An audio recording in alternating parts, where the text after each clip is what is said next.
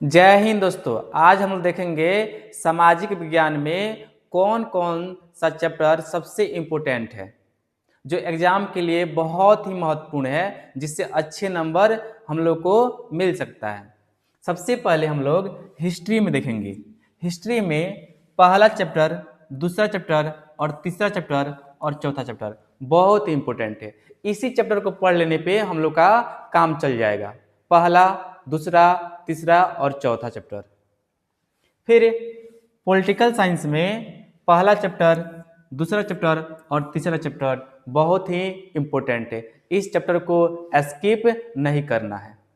फिर हम लोग आते हैं ज्योग्राफी में। इसमें बच्चे बहुत ही कंफ्यूज होते हैं।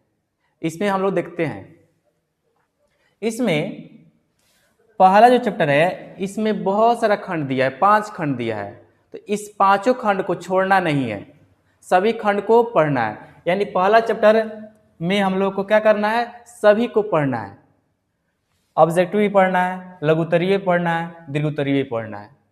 फिर दूसरा चैप्टर में ऑब्जेक्टिव भी पढ़ना है, लघुत्तरीय भी पढ़ना है, दीर्घोत्तरीय भी पढ़ना है।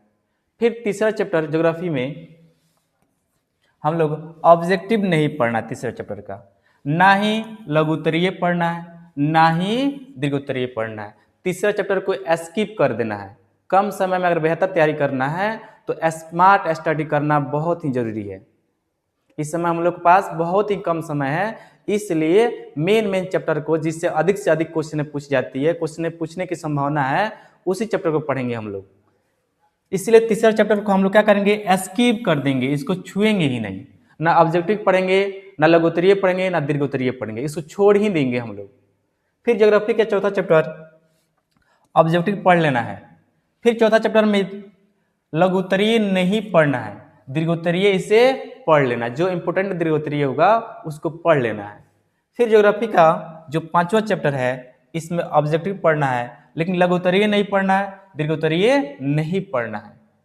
फिर जो छठा चैप्टर है इसको पढ़ना ही नहीं है हम लोग को, इसको नहीं पढ़ना है हम लोग को। फिर इकोनॉमिक्स में आते हैं हम लोग।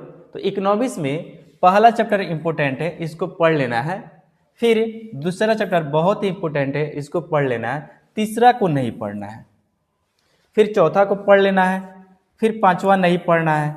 फिर छठा को पढ़ लेना है। फिर सातवां नहीं पढ़ना है। हम लोग कौन पढ़ना है, पहला पढ़ना है, दूसरा पढ़ना है और चौथा पढ़ना है और छठा पढ़ना है।